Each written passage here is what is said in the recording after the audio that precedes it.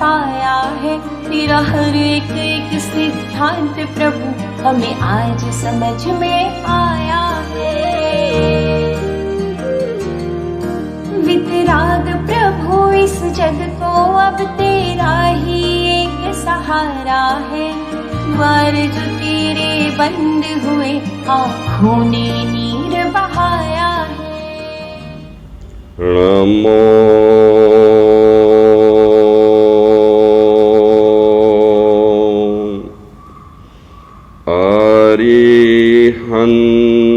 अरिहन्ताण नमो सिद्धाण नमो आयरियाण नमो उवजायाण नमो लोए सवसाहोण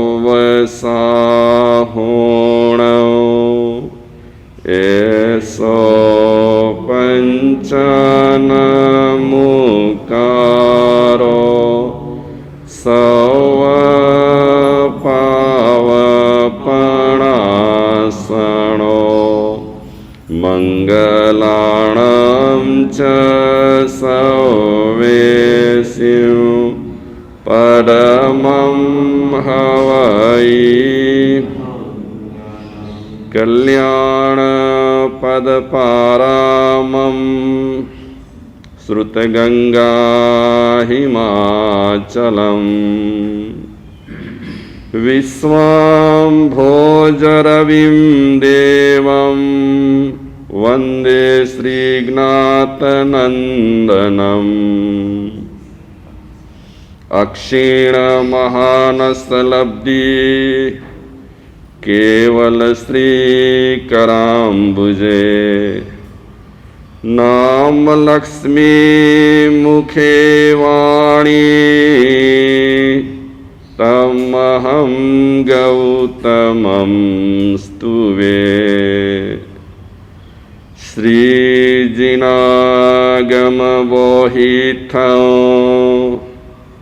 संसारार्णवतारणं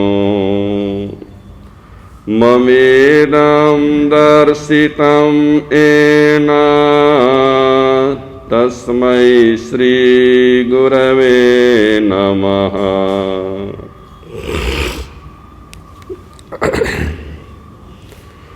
भाई भाई में चले गात और प्रतिगात कहाँ राम आदर्श है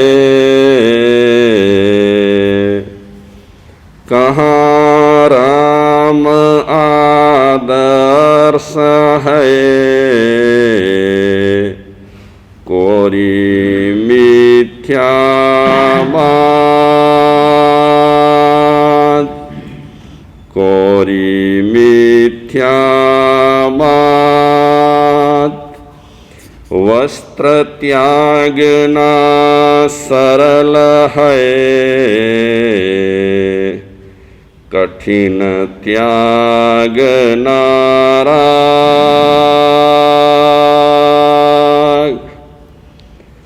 वस्त्र तजेना मुक्ति है पाए मुक्ति विराग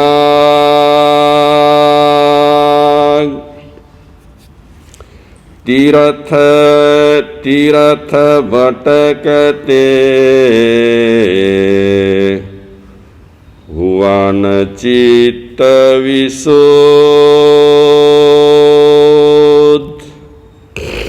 दंभ चढ़ाया शीस पर दंभ चढ़ाया शीस पर हुई मुक्ति अविरोध का कर्म कांड की उलझने, कर्म कांड की उलझने, दर्शन मत के जाल, स्वयं देख ले सत्य को, स्वयं देख ले सत्य को, तो छूटे जंजाल, तो छूटे जंजाल। आत्मीय श्रोताजनों नमस्कार।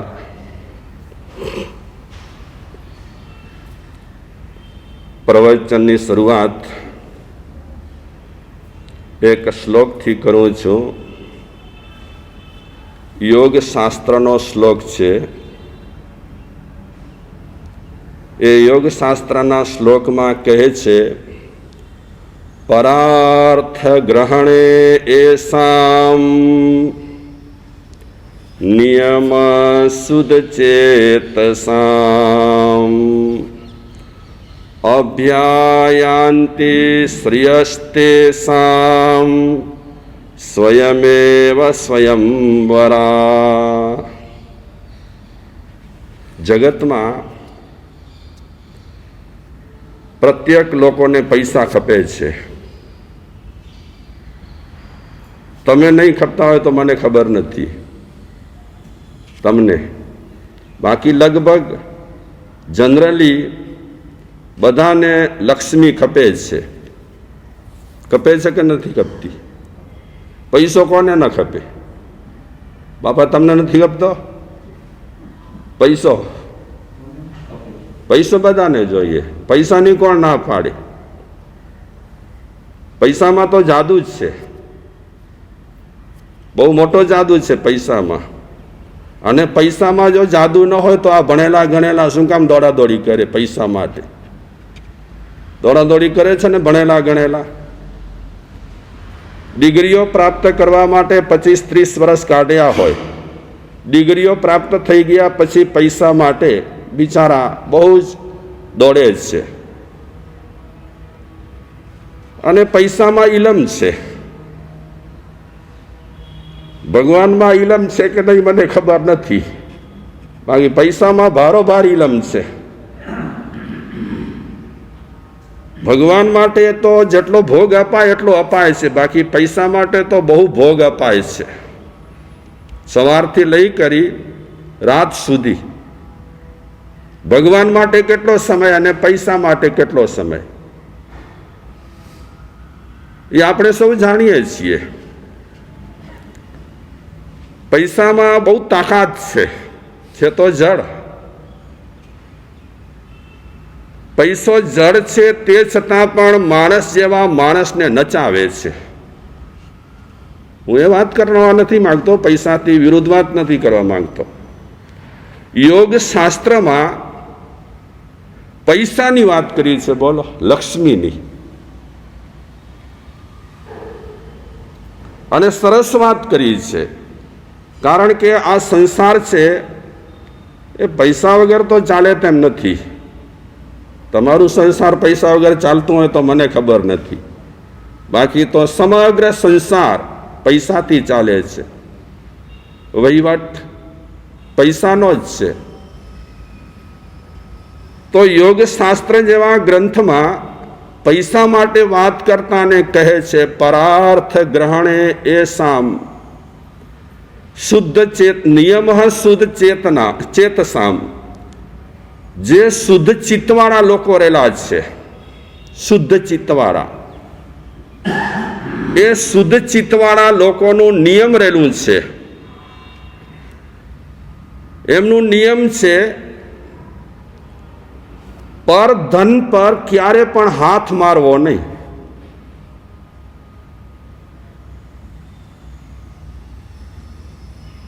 શુદ્ધ ચિત્તવાળા જે લોકો રહેલા છે એમના આ નિયમ છે, એમનો આ નિયમ. પર ધન પર ક્યારે પણ બુદ્ધિ બગાડવી નહીં, પર ધન માટે મન કરવું નહીં. એ શુદ્ધ ચિત્તવાળા લોકોનો નિયમ છે. અને આવો નિયમ જે ગ્રહણ કરે છે એને લક્ષ્મી સ્વયંવરા થઈને વરે છે.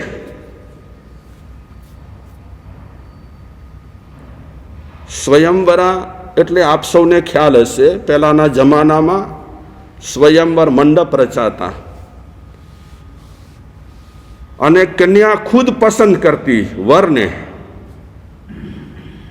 અને જે વરને પસંદ કરે એ વરના ગળામાં હારમાળા પહેરાવે. ઘણા સમર્થ જે સ્ત્રી રત્નો થઈ ગયા એમણે પણ વર પસંદ કર્યો છે સ્વયંવરમાં. તો લક્ષ્મી સ્વયંવર થઈ કરી અને વરે છે. કોને વરે છે? જે શુદ્ધ ચિત્તવાળા છે અને જેનો નિયમ છે કે પર ધન પર ક્યારે પણ નજર ન કરવી, પર ધન ન લેવું. આ પરધનની વાત હું શા માટે કરું છું? અત્યારે ચાતુર્માસિક વ્યાખ્યાન માળામાં 18 પાપસ્થાનક પર ચર્ચા ચાલે છે. મુખ્ય 18 પાપ છે. આ 18 પાપ માણસ સમજી જાય તો સમજ્યા પછી 18 પાપ છોડવા માટે વ્યક્તિ પ્રયાસ કરે, અને જેમ જેમ એ પાપ છૂટતા જાય તેમ તેમ માણસ હળવો થતો જાય. આમ તો અંતે તો ધર્મનું કામ છે હળવા કરવાનું. તમે કયો ધર્મ પાળો છો અને કયા સંપ્રદાયના છો, ધર્મ સાથે કાંઈ લાગતું વળગતું નથી. ધર્મ બધા માટે છે અને ધર્મ સૌ કોઈ જ કરી શકે છે. આમાં કોઈ પાળબંધી નથી ધર્મ માટે કે આ જાતિનો, આ જ્ઞાતિનો, ફલાણા પંથનો. 18 પાપને સમજી લઈએ, 18 પાપ સમજી જવાય તો 18 પાપ છોડવાની આપણને ઈચ્છા થાય. જેમ પાપ છૂટે, જેમ પાપ છૂટતા જાય તેમ ધર્મ થતો જાય. એટલે આમ ધર્મ કરવું અઘરું નથી. આપણે અઘરું માની લીધું છે. બિલકુલ અઘરું નથી. હમણાં માસ્ક પહેરવું તમને અઘરું લાગે છે? માસ્ક એ પહેરવું અઘરું લાગે છે હમણાં? તમે હા કે ના તો પાડો. હે, અઘરું લાગતું હશે તે છતાં પણ પહેરવું પડે છે ને માસ્ક. અને હવે પરિસ્થિતિ એવી થઈ ગઈ છે કે તમે ઘરથી બહાર નીકળો ને પેલા બરાબર તપાસી લો. શું તપાસો? માસ્ક ને મોબાઈલ બે છે કે નહીં. એટલે હમણાં માસ્ક તો અનિવાર્ય થઈ ગયું છે. આમાં મૂંઝવણ થાય કે ન થાય? એ રીતે ધર્મ પણ જ્યારે સેટ થઈ જાય ત્યારે જેમ માસ્ક વગર બારે ન નીકળાય અને માસ્ક વગર ફરાય નહીં, તેમ ધર્મ જીવનમાં વણી લઈએ, વણી જવાય. ધર્મ અગર આપણે વણી લઈએ તો ધર્મ તો આમ સરળ છે, બહુ સહેલો જ છે. આપણે એને અઘરો બનાવ્યો છે, બાકી બિલકુલ સરળ છે ધર્મ. હું અમસ્તા તમને પૂછું કે હિંસા કરવી સહેલી છે કે અહિંસા પાળવી સહેલી છે? બેમાંથી સહેલું કામ કયું? હા, તમે તમારી રીતે વિચારો કે હિંસા કરવી સહેલી છે કે અહિંસા પાળવી સહેલી છે? હિંસા કરવી સહેલી નથી, અહિંસા પાળવી સહેલી છે. પણ વણાઈ જવી જોઈએ. અને વણાઈ જાય તો અહિંસા એકદમ સરળ બની જાય. ફક્ત ધર્મસ્થળમાં જ નહીં, આપણે જ્યાં જઈએ ત્યાં ચોકસાઈ રાખીએ કે મારા કારણે ક્યાંય પણ હિંસા તો નથી થતી ને. ચોકસાઈ આવી જાય, માણસ સાવધાન થઈ જાય. તો 18 પાપસ્થાનકમાં પહેલું પાપસ્થાનક છે જીવવધ નિષેધ. અહિંસાનું પાલન ઓટોમેટિક થાય. જીવોને આપણે મારીએ નહીં, જીવોને આપણે ત્રાસ ના આપીએ. પછી કોઈ પણ જીવો છે, માણસથી લઈ કરી સૂક્ષ્મ સ્થૂળ જેટલા જીવો છે તેટલા. એટલે તો ભગવાન મહાવીરે કીધું છે કે પહેલા તમે જીવોને જાણી લો. જીવોને આપણે જાણીશું તો અહિંસાનું પાલન સરળ બની જાય. જીવોને ન જાણવાને કારણે ઘણી વખત આપણાથી અહિંસાનું પાલન થઈ શકતું નથી અને અહિંસા આપણને અઘરી લાગતી હોય, કઠિન લાગતી હોય. તો પહેલું પાપસ્થાનક છે જીવવધ નિષેધ. બીજું પાપસ્થાનક છે મૃષાવાદ ત્યાગ, એટલે કે જૂઠું ન બોલવું. ક્રિયાકાંડો તો પહેલેથી ચાલે આવે છે ધર્મમાં, અને જેમ સમય બદલાય છે તેમ ક્રિયાકાંડો પણ બદલાતા રહેતા હોય છે. એક સરખા ક્રિયાકાંડ રહેતા નથી. આજે આપણે જે ક્રિયા કરીએ છીએ અમુક વર્ષો પછી એમાં ફેરફાર થશે, ક્રિયાઓમાં ફેરફાર થશે, સિદ્ધાંતો આમના આમ રહેશે. અહિંસાનું સિદ્ધાંત જમાનું બદલાશે, સમય બદલાશે ત્યારે થોડોક એમાં ફેરફાર થશે, પણ મૂળ જે સિદ્ધાંત છે એ એનો એ રહેશે. પછી સાચું બોલવું, જે પહેલા એ સિદ્ધાંત ચાલતો હતો તે અત્યારે ચાલે છે અને ભવિષ્યમાં પણ એ જ સિદ્ધાંત ચાલવાનો છે. સાચું બોલવું, ખોટું બોલીએ એ પાપ છે, ખોટું બોલીએ અધર્મ છે, સાચું બોલીએ એ ધર્મ છે. બિલકુલ સરળ છે. હું જ્યારે પણ જ્યાં પણ જે તે સ્થળે સાચું બોલું છું ત્યાં હું ધર્મ કરું છું, ત્યાં મારાથી ધર્મનું પાલન થઈ રહ્યું છે. પછી હું રોડ પર હોઉં, બજારમાં હોઉં, ઘરે હોઉં કે રસોડામાં આપ હો, ગમે ત્યાં હો, આપ હિંસાનું નિવારણ કરો છો અને સાચું બોલો છો ત્યારે ધર્મ થઈ રહ્યું છે. એવું થોડું છે કે આપણે પથ્થરના બિછાવીએ તો જ ધર્મ થાય.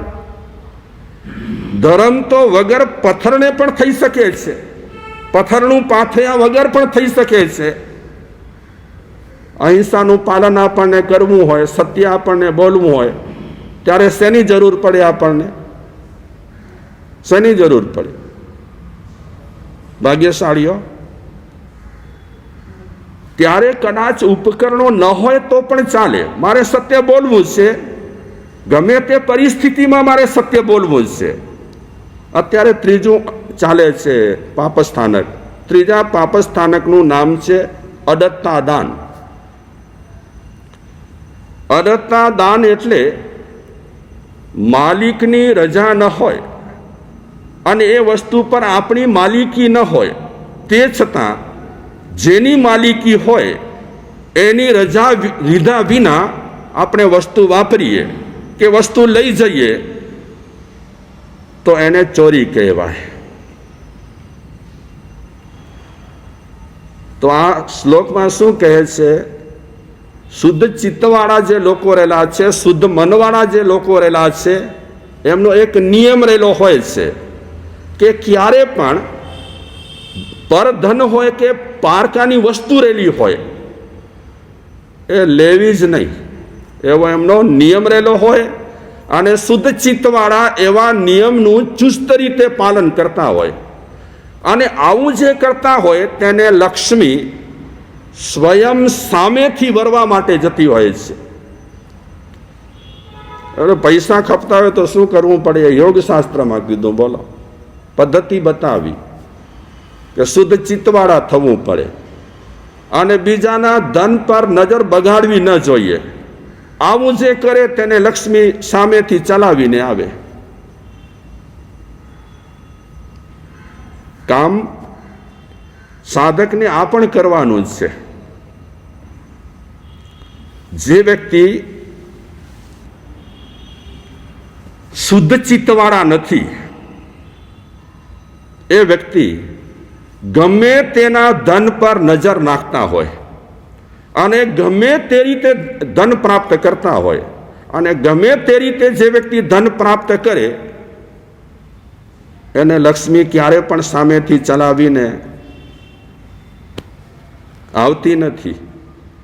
આજે આપણે જગત પર દ્રષ્ટિ કરીએ તો ઘણા લોકો બિચારા લક્ષ્મી માટે એટલે પૈસા માટે ખૂબ મહેનત કરે છે, ખૂબ દોડાદોડી કરે છે, આકાશ પાતાળ એક કરે છે, તે છતાં બિચારાઓને લક્ષ્મી મળતી નથી, પૈસો મળતો નથી. આ જગતમાં એવા અનેક લોકો રહેલા છે. પૈસાદારોની સંખ્યા તો બહુ ઓછામાં ઓછી છે. શ્રીમંતોની સંખ્યા આ જગત પર ઓછામાં ઓછી છે. વધુમાં વધુ સંખ્યા આ જગત પર ગરીબોની છે. ગમે તે જન્મમાં એવા કોઈ કર્મ કર્યા હશે કે જેના કારણે મહેનત કરે છે તે છતાં પણ એમને ધન મળતું નથી, લક્ષ્મી મળતી નથી. લક્ષ્મી મેળવવા માટે યોગ શાસ્ત્રમાં રસ્તો બતાવ્યો કે પહેલા તો આપણને શુદ્ધ ચિત્તવાળા થવું પડે. આ પણ એક ધર્મ છે હો. દુકાનમાં બેસીને પણ શુદ્ધ ચિત્તવાળા થઈ કરી અને કસ્ટમરને સરખી રીતે ન્યાય આપવો એ પણ ધર્મ છે. એક તુલાધરની વાત આવે છે વર્ષો પહેલા, અત્યારે વાત નહીં કરું. એ તુલાધર પોતાના કાંટાને ધર્મ માની કરી અને આજીવિકા મેળવતો હતો. કાંટો એટલે સમજો ને, શું કહેવાય, હા, વજન કરવાનું. એને ધર્મ સમજી કરી અને આજીવિકા મેળવતો હતો. બસ એની દ્રષ્ટિ કેવળ કાંટા પર, પેલા જૂના કાંટા હતા ને એની દ્રષ્ટિ એના પર, અને એ સમજતો હતો કે કાંટા પર લક્ષ્મી અને ભગવાન બેઠેલા છે, એને અન્યાય ન થવો જોઈએ. અને એમ કહેવાય છે કે એ તુલાધર, એની દુકાન જૂની હતી અને દુકાનમાં શું કરો તમે, બહુ આમ સજાવો, શું કહેવાય એને, એકદમ ફર્નિચર. આ તુલાધરની દુકાનમાં બિલકુલ ફર્નિચર ન હતું, છતાં સતત કસ્ટમર આવતા હતા. અને એ સમયે કાશીમાં કંઈક શેઠિયાઓએ સારામાં સારી દુકાનો ખોલી હતી અને એ દુકાનોમાં ફર્નિચર કે જે તમે કહેતા હો તે એટલું સુંદર મજાનું હતું, છતાં પણ લોકો આકર્ષાતા ન હતા. ચલાવી કરી અને તુલાધર પાસે જતા હતા. અને ઘણા શેઠિયાઓ વર્ષ, 2 વર્ષ, 4 વર્ષ દુકાન ચલાવી પછી દુકાનને તાળા મારવા પડ્યા હતા, જ્યારે આ તુલાધરની દુકાન સતત ચાલુ હતી. અને કોઈકે કીધું સંતને કે એક વખત તુલાધરની મુલાકાત કરવા જેવી છે.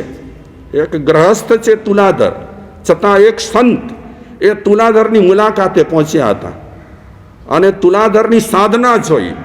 સાધનામાં બીજું કાંઈ ન હતું, આંખ મીચી પલાઠી વાળીને બેસી જવું એવી એની સાધના ન હતી. બસ એ દુકાનમાં એક તો એની કાંટા પર નજર, કોઈ પણ ગ્રાહકને જરા માત્ર પણ છેતરવો નહીં, પારકાના ધન માટે જરા પણ બુદ્ધિ બગાડવી નહીં. અને આવી સિસ્ટમ હોવાને કારણે તુલાધરની પ્રખ્યાતિ કાશીમાં હતી. કેટલાય શેઠિયાઓ જેની કાંઈ વેલ્યુ ન હતી, જ્યારે આ તુલાધરની વેલ્યુ હતી. અને પરધન પર દ્રષ્ટિ ન બગાડીએ અને આપણે એકદમ સિસ્ટમેટિક ચાલીએ તો કદાચ આપણે બહુ પૈસાદાર ન બનીએ પણ જીવન બહુ સુંદર બને. એ મહાપુરુષો ગેરંટી આપે છે. ભલે આ 5મો આરો છે, ભલે આ કળિયુગ છે, પણ મહાપુરુષોએ જે સિસ્ટમ બતાવી છે એ સિસ્ટમ પ્રમાણે જો ચાલે તો આજની તારીખે વ્યક્તિને સુખ શાંતિ મળી શકે છે. અને જે વ્યક્તિ પારકા ધન પર દ્રષ્ટિ નાખે છે, બગાડે છે, એની હાલત કેવી થાય છે એક સ્ટોરી હું તમને કહું. બહુ દર્દસભર સ્ટોરી છે. એ શેઠનું નામ હતું લક્ષ્મીકાંત શેઠ. એના 5 પુત્રો. હું શોર્ટમાં જ સ્ટોરી કહીશ. 5 પુત્રો, દુકાન ધમધોકારે ચાલે. અને એ લક્ષ્મીકાંતની એક પેસ્ટી હતી, પ્રતિષ્ઠા હતી કે લોકો એની પાસે વસ્તુ મૂકી જાય. દાખલા તરીકે ઘરેણાં છે કે બીજું છે કે ત્રીજું છે, એ બધું મૂકી જાય. અને લોકો સમજતા કે આ માણસ ક્યારે પણ કોઈની વસ્તુ પર હાથ મારતો નથી, કોઈની વસ્તુ હડપ કરતો નથી. આવી એક પ્રતિષ્ઠા હતી. તો સમય પસાર થવા લાગ્યો. લક્ષ્મીકાંતભાઈના 5 પુત્રો જીવન આગળ વધતા એ ગામમાં રાજ પુરોહિત હતા. એનો એક નારાયણ કરીને દીકરો હતો. સાત્ય વ્યસનમાં ચકચૂર. બાપા હતા રાજ પુરોહિત, એના પિતાજી પોતે 7 વ્યસનમાં ચકચૂર. ભટકતો રહે, ન ભણે ન કામ કરે. અને માતા પિતા બહુ લાડકો કરતા, એને લાડકો હતો એનો. અતિ દાદા દાદી લાડ કરે ને પૌત્ર પર તો ઘણી વખત એનું પરિણામ સારું ના આવે, બગડી પણ જાય. અતિ લાડકોટ સારા નહીં, એ તો તમે જાણો છો, હું શું સમજાવું. એ છોકરો નારાયણ બિલકુલ આઉટલાઈન. માં સમજાવે, એનો બાપ સમજાવે કે બેટા હું રાજ પુરોહિત છું, મારી પ્રતિષ્ઠા છે દરબારમાં, અને તું આવું કરે છે. તો એ નારાયણ કહે તો પિતાજી તમારી પ્રતિષ્ઠા તમારી પાસે રાખો, મારે તો જે રીતે જીવવું હશે તે રીતે જીવીશ, તમારા પૈસા ઉડાવીશ અને જલસા કરીશ, મારે નથી ભણવું, નથી કામ કરવું. અતિ કડકાઈ રાખી શકતા ન હતા. શા માટે નહોતા રાખી શકતા? બહુ જ શું હતો? લાડકો હતો બહુ જ, એટલે કોઈ કડકાઈ રાખી શકતા નથી. અને અમુક વય પછી આપણે છોકરાઓ પર કડકાઈ રાખીએ ને, એનો કોઈ મિનિંગ પણ નથી હોતો. જ્યારે સંસ્કાર આપવાનો સમય હોય ત્યારે આપણે બેદરકાર રહીએ, અને જ્યારે સમય વહી જાય ત્યારે સંસ્કાર આપવા માટે આપણે કોશિશ કરીએ, એમાં સફળતા મળે પણ ખરી અને ન પણ મળે. આમ તો પ્રારંભમાં જ સંતાનોને સંસ્કાર દેવા જોઈએ. નારાયણ બગડી ગયો હતો સાવ. સમય જતાં એના માતા પિતા અકસ્માતમાં મૃત્યુ પામ્યા. એટલે ઘરમાં એક જ રહ્યો નારાયણ. બસ પૈસા ઉડાવે છે, હવે કોઈ કહેનાર ન હતું. સમય પસાર થતા નારાયણને ઈચ્છા થઈ કે આમે પણ આપણે મરી જવાના છીએ, શું કામ હાયવો કરવાની, એક વખત હું પ્રવાસ કરું અને પ્રવાસનો આનંદ માણું. અને એ નારાયણ પ્રવાસ માટે નિર્ણય કર્યો. ઘરવખરી તો લગભગ બધી ખલાસ થઈ ગઈ હતી, દૂરધાણી થઈ ગઈ હતી. સમજો ને, દૂરધાણી એટલે બધી આ વ્યસનોમાં જાણે ખલાસ કરી નાખી હતી. હવે ફક્ત એની પાસે એક બોક્સ હતો, નાની એક બેગ હતી, અને બેગમાં રાજ પુરોહિત એના પપ્પા જ્યારે હતા ત્યારે કોઈક સારું કામ કર્યું હતું, એટલે 5 રત્ન મળ્યા હતા કિંમતી. બસ એ રત્નો સિવાય એની પાસે કાંઈ જ નથી. તો એને પ્રવાસ કરવાની ઈચ્છા થઈ, અને નારાયણ વિચારે છે હું પ્રવાસ કરવા જાઉં અને આ બોક્સ સાથે રાખું તો ગમે ત્યારે કોક તફણંચી કરી જાય. એટલે આ લક્ષ્મીકાંત શેઠ પાસે આવી કરી અને વાત કરે છે કે આ મારો બોક્સ છે, તમે રાખો. પ્રવાસ ખેડી હું પાછો આવીશ ત્યારે લઈ લઈશ. લક્ષ્મીકાંતભાઈ કે હું ક્યારે પણ કોઈના ધનને ટચ નથી કરતો. તારે બોક્સ રાખવો હોય તો આ જગ્યા પડી છે, રાખી દે, હું અડીશ પણ નહીં. રાખી દીધો અને છોકરો પ્રવાસે નીકળી ગયો. વરસ થઈ ગયો, પાછો ના આવ્યો. અને છોકરાએ નક્કી કર્યું હતું કે જ્યાં સુધી મારું મન ન કહે ત્યાં સુધી મારે પ્રવાસ કર્યા જ કરવું.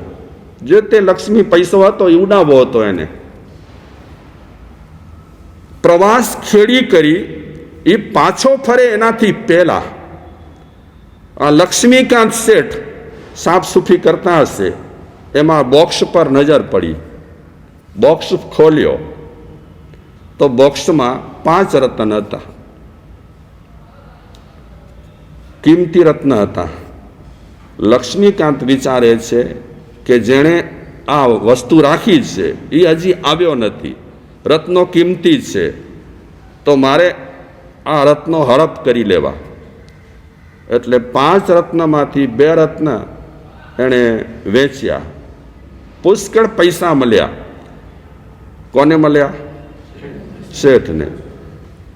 એની પાસે પુષ્કળ પૈસા હતા, પણ ઘણી વખત માણસને સંતોષ જ નથી હોતો. અશાંતિ અને દુઃખના આપણે શિકાર બનીએ છીએ ને, એમાં કારણ ઘણી વખત આપણે પોતે જ હોઈએ છીએ. એટલી દોડ ચાલુ હોય, એટલી દોડ ચાલી હોય, જરા પણ શાંતિ ન હોય. ઘણા લોકોને જોઈએ પૈસાદાર હોય છતાં પણ દોડા દોડી, ખબર નહીં કે કઈ રીતે જીવવું છે અને હજી એમને શું મેળવવું છે. પુષ્કળ પૈસા હોવા છતાં પણ બીજાના રત્નો પર ખોટી નજર કરી, પર ધન પર નજર કરી. 2 રત્ન વેચી માર્યા, નવો બંગલો સરસ બનાવ્યો અને બીજી પણ ઘણી વસ્તુઓ લીધી. ઉડાવે છે પૈસા. 3 રત્ન બોક્સમાં છે. હવે નારાયણ ફરી અને જ્યારે પાછો આવ્યો અને લક્ષ્મીકાંત શેઠને કહે છે કે મેં તમારી પાસે બોક્સ રાખેલો હતો, એ પાછો આપો. લક્ષ્મીકાંત કહે શું બોક્સ? પાગલ થઈ ગયો છે? મારી પાસે તારો બોક્સ કાંઈ નથી, રવાનો થા. આ અડતના દાન માટે વાત બહુ બંધ બેસતી છે કે માણસ જ્યારે અડતતા એટલે કે કોઈકની માલિકીની વસ્તુનો ઉપભોગ કરે છે ત્યારે પરિણામ શું આવે છે, કેવા પરિણામ આવે છે. હકનો પૈસો વાપરીશું તો આપણને સદબુદ્ધિ આવશે, અણહકનો પૈસો વાપરીશું સદબુદ્ધિ નહીં આવે. આપ સૌને ખ્યાલ હશે, ક્યારેક આપણને એવો ખોરાક મળી જાય ને તો પણ આપણું મન છે ને ચકડોળે ચડતું હોય છે. મને તો એક નવાઈ લાગે, તમે લોકો હોટલના અઠવાડિયે ભોજન કરતા હશો, શું થતું હશે તમારું? આમ વિચાર આવે. તમારા માટે નહીં, જે હોટલનું ખાય છે એની વાત કરું છું કે બિચારા કેમ આવું કરે છે. અને હોટલનું ખાવું એ સારું છે અને સન્ડેના દિવસે એ જ ખોરાક ખાવાથી આપણો સન્ડે સફળ થાય. પણ હવે લોકમાનસમાં વાત બેસી ગઈ છે કે સેટરડે સન્ડે આવે એટલે નીકળી જવું. ક્યાં? તમે તો ધર્મી છો, તમે તો હોટલનું ખાતા જ નહીં હો, પણ આમ જનરલી આપણે વાત કરીએ છીએ. ખબર નહીં આ હોટલનું ખાધા પછી આપણું મન કેવું થઈ જતું હશે, આપણા વિચારો કેવા થઈ જતા હશે. પછી ઘણા લોકો કે મારા સાહેબ ધર્મ કરવું સારું છે પણ અમને ગમતું કેમ નથી? ન જ ગમે, ક્યાંથી ગમે? એક તો એવા વાતાવરણમાં આપણે જીવતા હોઈએ, બીજી તરફ આપણો ખોરાક એવો હોય કે જેના કારણે આપણને સારે રસ્તે જવા માટે ઉત્સાહ જ ન જાગે. હા, તો તમે દૂરથી આવ્યા છો એટલે હું તમને પ્રણામ કરું છું. અને અહીંયા બેંગ્લોરમાં લોકોને પ્રેમ ભાવના સારી છે, એ જોયું. જે રોજે રોજ બપોરના પરિવાર આવે છે તે પણ બહુ લાગણી સાથે આવે છે. અને આપ પણ પ્રવચન શ્રવણ કરવા માટે આવો છો, ક્યાંથી દૂરથી આવો. પ્રેમ ભાવના છે એટલે ભલે એકાદ જોકો ખાઈ લો એમાં વાંધો નથી, પણ આવો છો દૂર દૂરથી, અને એમાં પણ આ ટ્રાફિક વચ્ચે પરેશાની વેઠતા વેઠતા આવો છો, એ ખરેખર તમે બધા ધન્યવાદને પાત્ર છો. લક્ષ્મીકાંતભાઈએ ના પાડી દીધી કે મારી પાસે બોક્સ નથી, ધક્કા મારી એને રવાનો કરી દીધો. એ નારાયણને ખબર હતી કે બોક્સમાં રત્નો છે, અને 5 રત્નો છે, અને રત્નો કિંમતી છે. જ્યારે રત્નો ન મળ્યા ત્યારે એને મન પર અસર થઈ, ધક્કો લાગ્યો અને એ પાગલ થઈ ગયો. પર ધન પર જ્યારે કોઈ પણ વ્યક્તિ હાથ અજમાવતો હોય અને પર ધનને જ્યારે લેતો હોય છે, ત્યારે જેનું ધન હોય એને બહુ ધક્કો લાગતો હોય છે. હમણાં થોડા ટાઈમ પહેલા જ આપણા ભારતમાં જ, હું એરિયાનું નામ નથી લેતો, સારા સાહુકારો જે લોકોએ એની પાસે પૈસા રાખ્યા હતા, કોઈ કે 5 લાખ રાખ્યા હોય, કોઈ કે 10 લાખ રાખ્યા હોય, કોઈ કે 15 લાખ કે એનાથી વધારે રાખ્યા હોય, એ શ્રીમંતો બધાએ હાથ ઊંચા કરી નાખ્યા, મોટા ભાગના.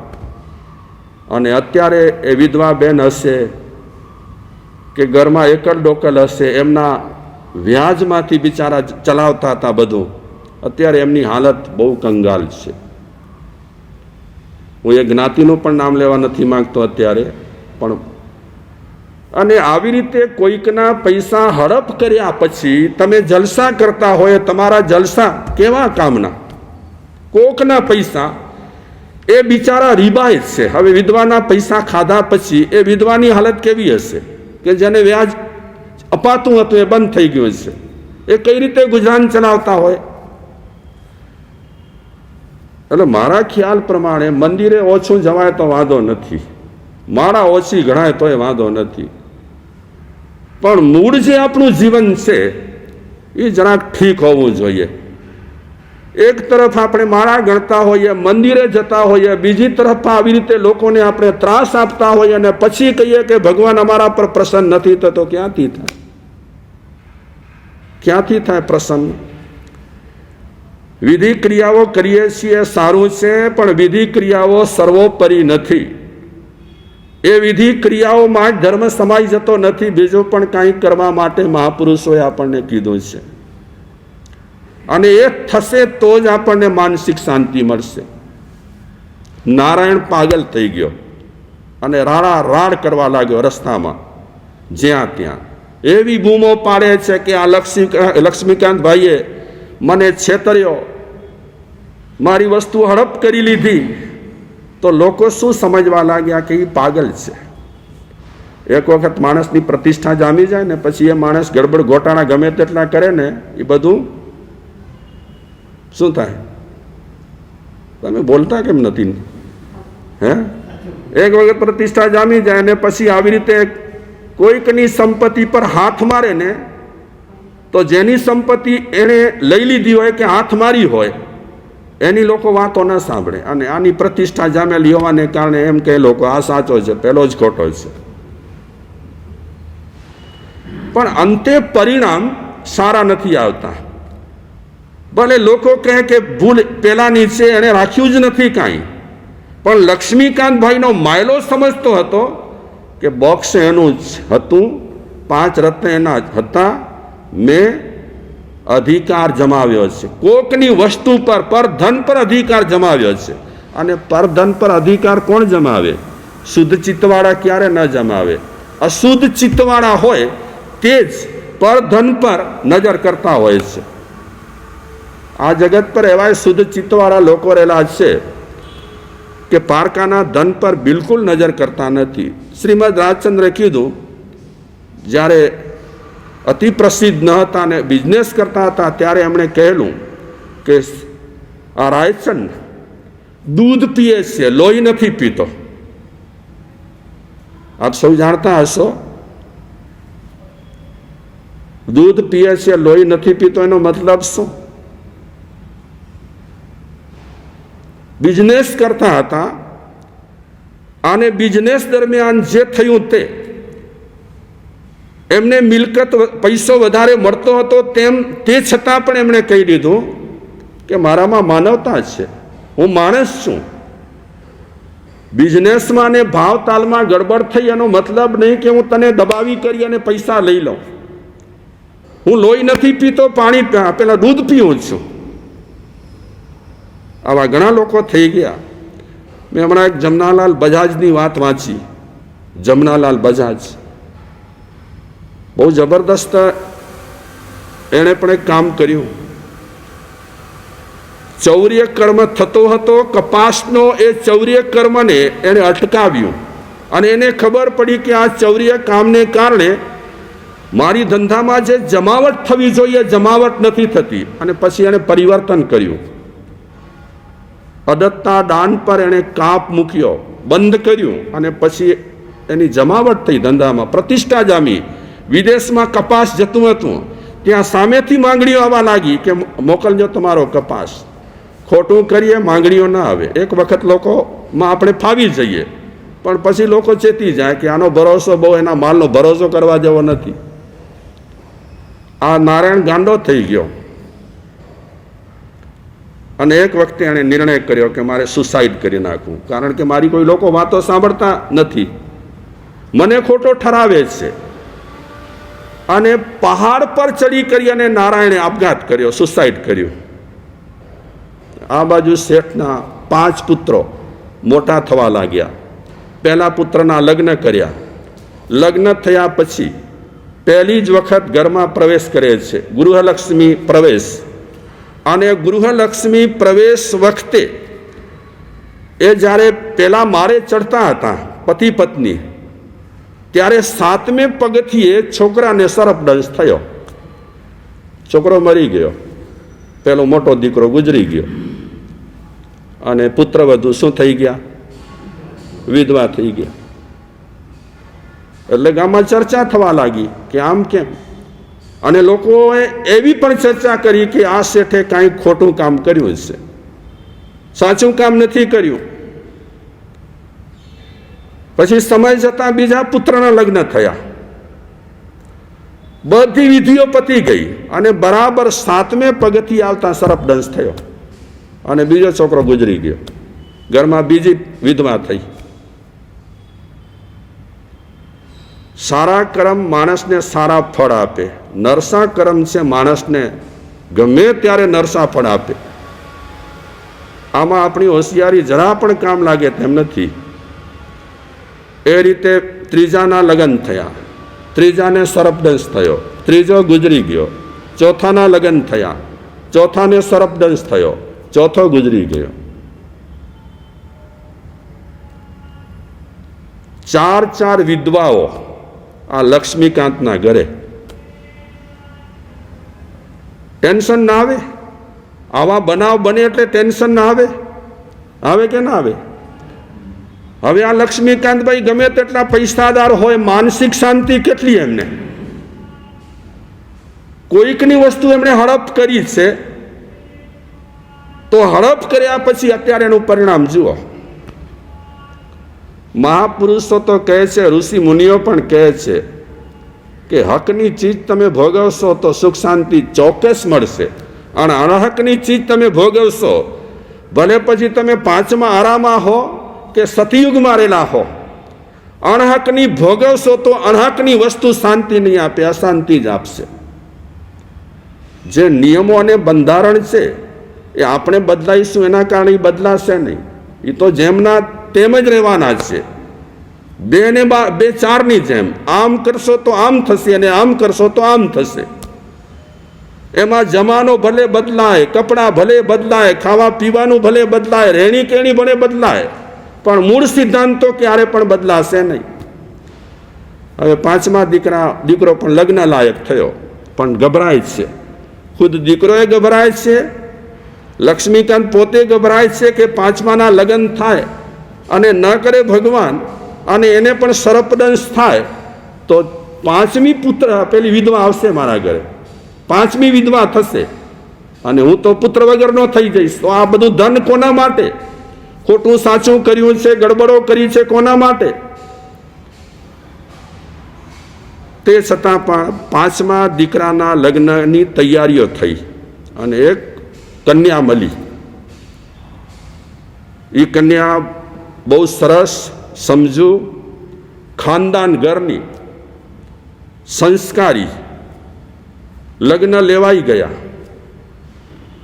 અને બરાબર પ્રવેશ થાય છે ઘરમાં, ત્યારે પહેલી જ વાત આ 5મી પુત્રવધુ શેઠને બોલાવીને કહે છે કે પિતાજી, તમારા ઘરે રત્નનો બોક્સ છે, લઈ આવો. લઈ આવ્યા. પિતાજી, એક દૂધ ભરેલો કટોરો રાખો અહીંયા. એ પણ લાવ્યા, રાખ્યું. અને બરાબર 7મે પગથિયે સરપ આવ્યો, દેખાયો રીતસર. એ વખતે આ 5મી પુત્રવધુ હાથ જોડી અને કહે છે, હે નાગ દેવતા, મારા સસરાજીએ ગુનો કર્યો છે, મોટો ગુનો કર્યો છે. હું માફી માંગુ છું, અમારો પરિવાર માફી માંગે છે, મારા સસરાજી પણ માફી માંગે છે. હે નાગ દેવતા, તમે મારું સૌભાગ્ય જાળવો, તમારા હાથમાં છે. અને આ રત્નની પેટી પડી છે, આપ જે કરવા માંગતા હોય તે કરો. અને કથામાં એમ વાત આવે છે કે નાગ ફક્ત એક જ રત્ન લીધો અને એક રત્ન લઈ કરી એ નીકળી ગયો. તો આપ સૌને પ્રશ્ન થતો હશે કે એ નાગ કોણ છે? કોણ હશે એ નાગ? એ નારાયણનો જીવ. એને પૈસા પોતાના બોક્સ પર, રત્ન પર રાગ રહી ગયો હતો અને રાગને કારણે નાગ થયો હતો. અને આપણે વડીલો પાસેથી અને તમારા પાસેથી સાંભળ્યું જ છે કે ઘણી વખત સંપત્તિ પર મોહ રહી જાય તો વ્યક્તિ નાગ યા સર્પ યા તો ઉંદર થતો હોય છે, એમ સાંભળ્યું જ છે. યોની તો ગમે તે મળી શકે છે, પણ ઘણી વખત વસ્તુનો રાગ, વસ્તુ પરનો રાગ વ્યક્તિની ગતિ બગાડી નાખતો હોય છે. ઘણા લોકો કહેતા હોય વડીલો કે મારા સાહેબ આ માણસ પૈસા નહીં ખર્ચે, ગમે તેટલો પૈસાદાર છે ને નહીં ખર્ચે. કેમ? કે એના પૈસા પર બેઠેલો જ છે, એને ખર્ચવા નહીં દે. એ ખર્ચવા જશે ને તો શું કરશે? અને હકીકત છે, ઘણી વખત પૈસા પરનો રાગ, પૈસા પરનો મોહ માણસને સત્કર્મ કરવા નથી દેતો. કારણ કે એણે એવું કોઈ કર્મ કર્યું હોય કે જેના કારણે એ પૈસા ભેગા કરી શકે પણ ખર્ચી ન શકે. આ નારાયણનો જીવ નાગ થયો, સર્પ થયો, કારણ કે એને રત્નો પર રાગ હતો. તમને સવાલ એ થતો હશે કે રત્ન 3 પડ્યા હતા પેટીમાં, કેમ એક જ લીધો, બીજા કેમ ન લીધા? કહી શકશો આપ? એક લેવાનું કારણ શું? આ શાસ્ત્રીય પ્રશ્ન નથી, આ કથાનો પ્રશ્ન છે, સ્ટોરીનો પ્રશ્ન છે. એક લેવાનું કારણ એ, 4 દીકરા તો પૂરા થઈ ગયા હતા, ફક્ત એક દીકરો બચ્યો હતો.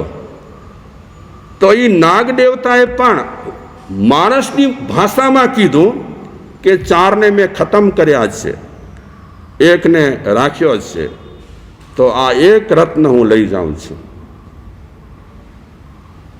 વાત પૂરી થઈ. આ વાતમાંથી આપણે વાત એ લઈ શકીએ કે પર ધન પર નજર કર્યા પછી, ધન એટલે ખાલી પૈસો નહીં, પર ધનમાં બધી ચીજો આવી જાય. પર ધન પર કોઈ પણ વ્યક્તિ કુદ્રષ્ટિ કરે, અગર તો પર ધન હડપ કરે, એના પરિણામ આવા આવતા હોય છે. અને ચિત્ત ક્યારે પણ સારું રહેતું નથી, બગડેલું પડ્યું હોય. એટલે મહાપુરુષો કહે છે, અદત્તા દાનનો ત્યાગ કરો, અચૌર્ય વ્રત ગ્રહણ કરો. ગમે તે થાય, મારે પારકાની કોઈ પણ વસ્તુ નથી લેવી, આ અદત્તા દાનના વિવેચનમાં કહે છે કે એક તણખલું હોય, એ તણખલા પર જેની માલિકી હોય અને જેના ઘરનું હોય એ તણખલાનો ઉપયોગ કરવો હોય તો પણ એ માલિકની પરવાનગી લઈ કરી અને ઉપયોગમાં લો, ત્યાં સુધી વાત શાસ્ત્રકારો કહે છે. એટલે આમ ધર્મ છે ને હળવા થવા માટે જ છે. હા, અમે સ્થાનકવાસી છીએ ને ડેરાવાસી છીએ ને દિગંબર છીએ ને શ્વેતાંબર છીએ, ગમે તે હોઈએ, કેવલ ધર્મ હળવા થવા માટે છે અને આપણા વિકાસ માટે છે. આપણો આધ્યાત્મિક વિકાસ થાય એટલા માટે જ ધર્મ જ છે. एक छली बात करूं, इनकम टैक्स को 1 साल का हिसाब देते वक्त घबराहट होती है. આમાં મને વધારે સમજ નહીં પડે, પણ સુવિચારમાં શું કહે છે કે ઇન્કમ ટેક્સને 1 વર્ષનો હિસાબ કિતાબ આપવો હોય તો ઘણી વખત ઘણા લોકોને એ સમય ગભરાટ થતો હોય. तो सोचो, भगवान को पूरे जीवन का हिसाब देते वक्त क्या दशा होती होगी. આપણને એક દિવસે હિસાબ આપવાનો છે, આખી જિંદગીનો હિસાબ દેવાનો છે. તો ગભરાટ આપણને તો ન થાય જો જિંદગી આપણે સરસ રીતે જીવ્યા હોઈએ તો.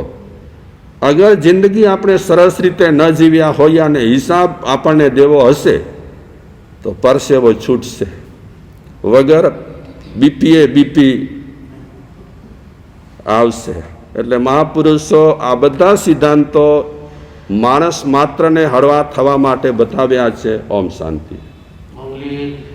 ચતારી મંગલમ અરિહંતા મંગલમ સિદ્ધા મંગલમ સાહુ મંગલમ કેવલી પનતો દમો મંગલમ. ચતારી લઘુત્તમા અરિહંતા લઘુત્તમા સિદ્ધા લઘુત્તમા સાહુ લઘુત્તમા કેવલી પનતો દમો લઘુત્તમો.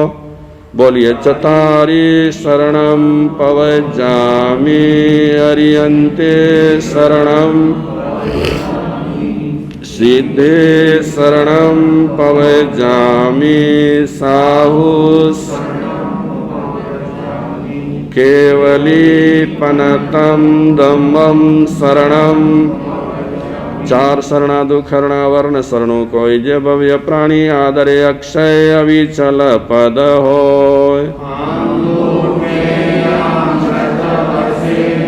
लब्धितरा भंडार श्री गुरु गौतम समरिये मनवंचित भावे भावन भाविये भावे दीजे दान भावे धर्माराधिये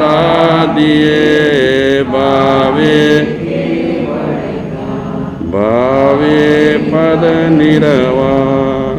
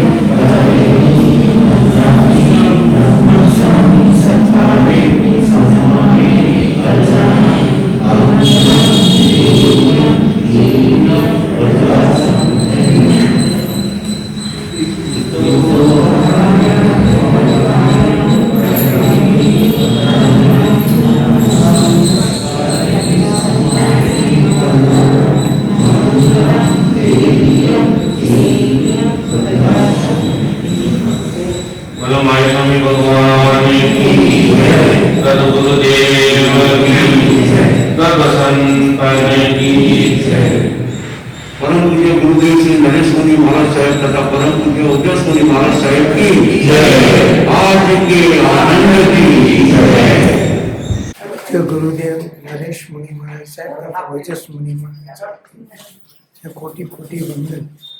આજનું વ્યાખ્યાન ખૂબ જ સરળ અને સાદી ભાષામાં મહારાજ સાહેબ આપણને નિર્દેશ કરે છે અને એમાંથી આપણને કંઈ પણ બોધપાઠ લેવો હોય તો લઈ શકીએ છીએ અને આપણું જીવન સુધારી શકીએ છીએ. જય શ્રી જય જીનેન્દ્ર. આજે સોમવારે વ્યાખ્યાન માટે આવેલા હતા. મારા સબનું વ્યાખ્યાન ઘણું સરસ હતું, ઘણું સમજવા માંડ્યું અને જીવનમાં ઉતારવા જેવું છે. દરેકે લાભ લેવો. જય જીનેન્દ્ર. જય જીનેન્દ્ર. અમને આજે જે અહીંયા આવવાનો મોકો મળ્યો છે અને રૂબરૂ સાંભળવાથી અને ઓનલાઈન સાંભળવાથી ઘણો ફરક પડે છે અને અમને ખૂબ જ આનંદ આવ્યો છે અને આવો લાભ પણ મળી શકે ફરીવાર એવું પણ. Thank you. જય જીનેન્દ્ર. આજનો વ્યાખ્યાન સાંભળી ખૂબ આનંદ થયો અને દાદાન ઉપર મારા સાહેબે જે ફરમાયું ખૂબ જ સરસ હતું, ખૂબ જ આનંદ થયો. જય જીનેન્દ્ર. આજે ગુરુદેવનો લાભ મળ્યો છે, પ્રત્યક્ષ લાભ મળ્યો છે અને 18 પાપ સ્થાનકમાં ત્રીજું પાપ સ્થાનક અદ્ધતા દાન ઉપર બહુ સરસ રીતે સમજણ આપી છે અને ધર્મની સ્થિતિ સરળ રીતે કઈ રીતે ધર્મ થઈ શકે એની બહુ સરસ રીતે પ્રકાશ પાડ્યો છે. એના માટે ખૂબ આભાર અને ગુરુદેવને અમે ખૂબ ખૂબ વંદન કરીએ છીએ. સકળ કમિટીવાળાને પણ ખૂબ ખૂબ આભાર માનીએ છીએ. જય જીનેન્દ્ર. જય જીનેન્દ્ર. આજનો ગુરુદેવનું વ્યાખ્યાન સાંભળીને ઘણું શીખવાનું મળ્યું અને પરધન વિશેની જે વાર્તાઓ કરી તેના પછી પણ ઘણું શીખો. બધા શ્રાવકોને કહું છું, જેમને જેમનાથી લાભ લેવાનો એ લાભ લેજો. સંઘનો આભાર. જય જીનેન્દ્ર.